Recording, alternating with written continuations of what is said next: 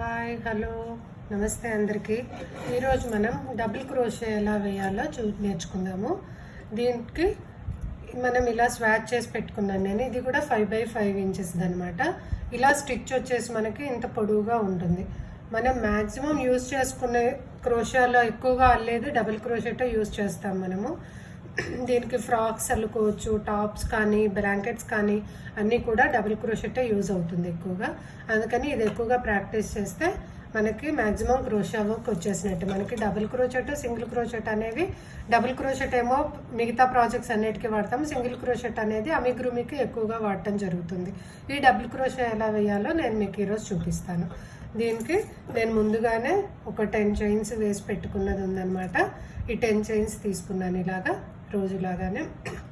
దీనికి మనం double crochet దానికి అనేది 3 చైన్స్ ఎక్కువ. నిన్న ఫస్ట్ రోజు సింగిల్ క్రోషేకి 1 చైన్ తీసుకున్నాము, హాఫ్ డబుల్ క్రోషేకి 2 చైన్లు తీసుకున్నాము, డబుల్ క్రోషేకి 3 చైన్లు తీసుకోవాలి. దీన్ని డీసీ అని చెప్తామన్నమాట ప్యాటర్న్స్లో వచ్చినప్పుడు. డబుల్ క్రోషేకి డీసీ అని చెప్తాము. 1 DC is equal to 3 chains అనమాట. అందుకోసమని 3 చైన్స్ ఎక్స్ట్రా తీసుకుంటున్నాను నేను.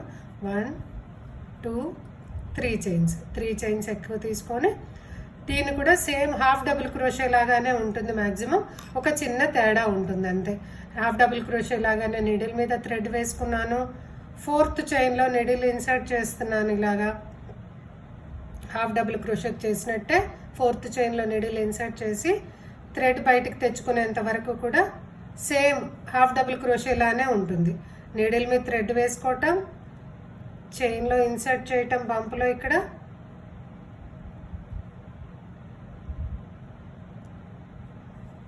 ఇన్సర్ట్ చేసి మళ్ళీ నీడిల్ మీద థ్రెడ్ వేసుకొని థ్రెడ్ బయటికి తెచ్చుకున్నాము. ఇలా 3 చైన్స్ ఉంటాయి నీడిల్ మీద. ఈ 3 చైన్స్ కూడా మనం నిన్న హాఫ్ డబుల్ క్రోషెట్కి ఒకటేసారి తీసుకోవటం జరిగింది. బట్ డబుల్ క్రోషెట్ ఏంటంటే నీడిల్ మీద దారం వేసుకొని ఫస్ట్ 2 లూప్స్ ఒకసారి తీసుకోవాలి. అగైన్ మళ్ళీ నీడిల్ మీద దారం వేసుకొని మిగతా 2 రింగులు కూడా తీసుకోవాలి. మళ్ళీ స్టెప్ 1 నీడిల్ మీద దారం వేసుకోవటం, స్టెప్ 2 చైన్లో ఇన్సర్ట్ చేసుకోవటం బంప్లో, స్టెప్ 3 మళ్ళీ నీడిల్ మీద దారం వేసుకోవటం, స్టెప్ 4 ఓన్లీ ఆ చైన్ నుండి బయటికి తీసుకురావటం, స్టెప్ 5 నీడిల్ మీద దారం వేసుకోవటం, స్టెప్ 6 ఫస్ట్ 2 లూప్స్లో నుండి ఒకసారి తీయాలి. మళ్ళీ స్టెప్ 7 మళ్ళీ నీడిల్ మీద దారం వేసుకొని రిమైనింగ్ 2 లూప్స్లో నుంచి తీయాలి. సేమ్ నీడిల్ మీద థ్రెడ్ వేసుకోవాలి.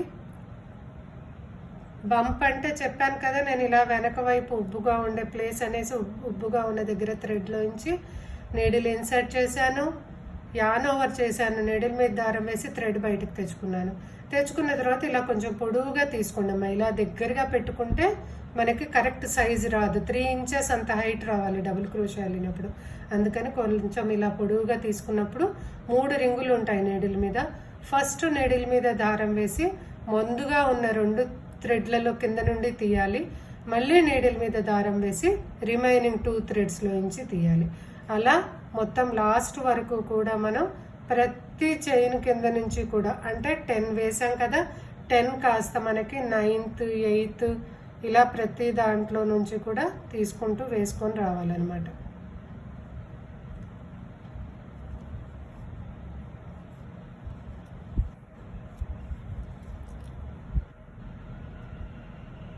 ఇలా బంప్ కింద నుంచి తీసుకోవటం వల్ల ఉపయోగం ఏంటనేది నేను మీకు మొదటి రోజు క్లాస్లో చెప్పాను.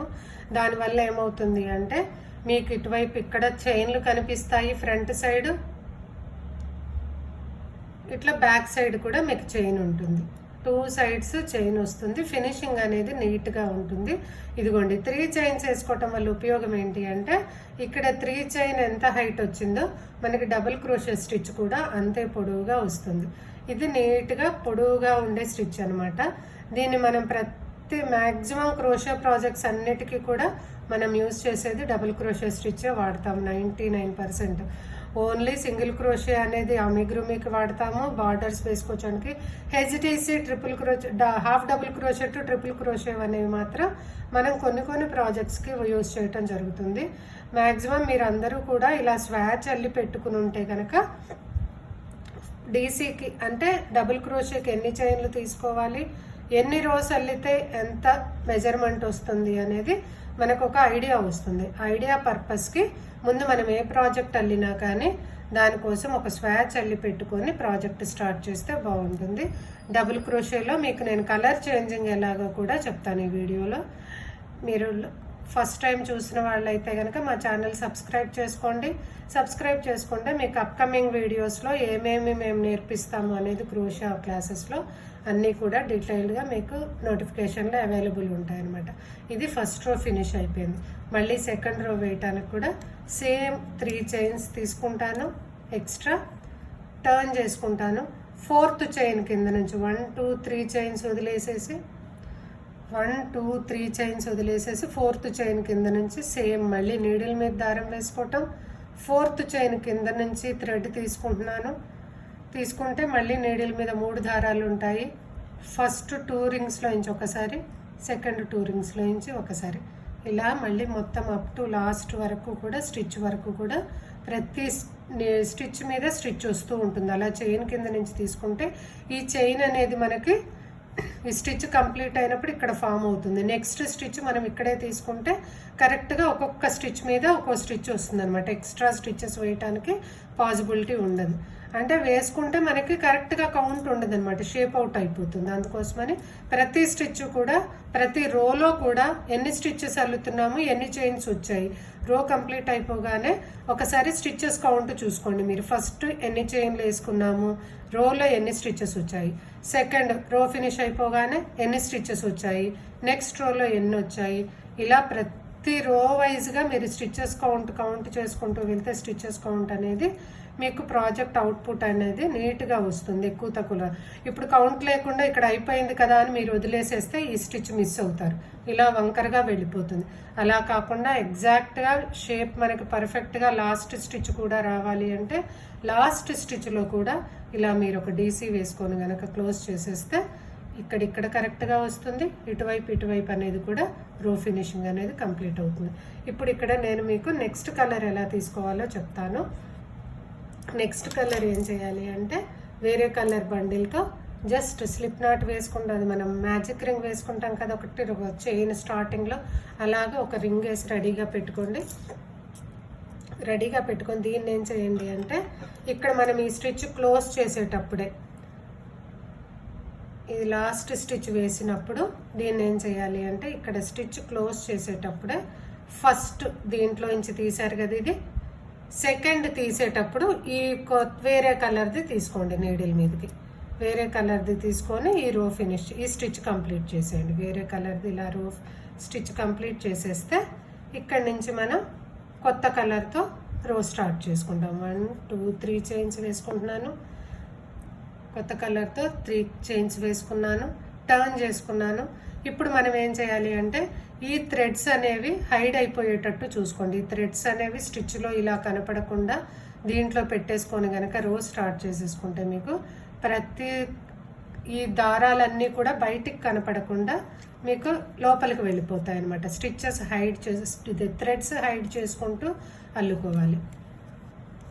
ఈ థ్రెడ్ అనేది లోపల పెట్టేసుకొని దీని కింద ఇలాగా కనపడకుండా దీని మీద స్టిచ్ అల్లుకుంటే కనుక ఈ 2 థ్రెడ్లు కూడా వెనక్కి వెళ్ళిపోతాయి. మనకి బయటకి ఎక్కడికి తాళ్ళు కనపడవు అనమాట. రో అయిపోయిన తర్వాత రో మధ్యలో ఉన్నా కానీ రో స్టార్టింగ్లో కానీ మీకు ఈ టైల్స్ అంటాం, వీటిని టైల్స్ కనపడుతూ ఉంటాయి, తోకలు.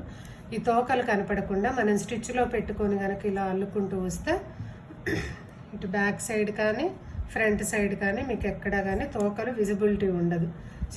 తోకలు హైడ్ చేసుకుంటూ అల్లుకుంటూ ప్రాక్టీస్ చేసుకుంటే కనుక మనకి ఏది కూడా నీట్గా ఉంటుంది. ఫినిషింగ్ అనేది ఫినిషింగ్ మనకి అసహ్యంగా కనపడకుండా థ్రెడ్స్ అనేవి లోపలికి వెళ్ళిపోతాయి కాబట్టి ఎక్కడ తేడా లేకుండా నీట్గా ఉంటుంది మనం అల్లుకునేది. తోకలు ఉంటే మళ్ళీ ఆ తోకలు హైడ్ చేయడానికి టైం టేకింగ్ అనమాట. మళ్ళీ తోకలన్నీ ఒక రోజు లీజర్గా కూర్చొని ప్రాజెక్ట్ కంప్లీట్ అయిపోయిన తర్వాత అవన్నీ లోపలికి దూపుతూ రావాలి. దాని బదులు మనం ఇలా అల్లుకునేటప్పుడే కనుక టైల్స్ హైడ్ చేసుకుంటూ కనుక వచ్చాము అంటే ఇలా హైడ్ చేసేస్తే ఫ్రంట్ బ్యాక్ ఎక్కడ మీకు టైల్స్ అనేది విజిబిలిటీ లేకుండా ఉంటుంది. ఇలా నేను 2 కలర్స్తో చేశాను. ఇది ఫస్ట్ ఫ్యూ రోస్ ఈ దీని క్రీమ్ కలర్తో వేసాను, తర్వాత గ్రీన్ కలర్ యూస్ చేశాను. ఇది 5x5 సైజ్ అనమాట. 5 ఇంచులకి ఎన్ని రోస్ వచ్చాయంటే 1 2 3 4 5 రోస్ క్రీమ్ కలర్ వచ్చాయి, 1 2 3 4 5 గ్రీన్ వచ్చాయి అనమాట. 5 రోస్ అంటే 10 రోస్ పట్టింది నాకు. 5 ఇంచెస్ స్వాచ్కి 10 రోస్ అల్లుకోవాల్సి ఉంటుంది. స్టిచ్చెస్ ఎన్ని వచ్చాయి అంటే ఇక్కడ చైన్ కౌంట్ చూసుకుంటే కనుక ఎన్ని చైన్స్ వేసుకుంటే నాకు 5 ఇంచెస్ వచ్చాయి అనేది తెలుస్తుంది అనమాట. వీడియో మీకు బాగా అర్థమైంటుంది అనుకుంటాను. Single crochet, half double crochet, double crochet 3 practice చేయండి. Thank you.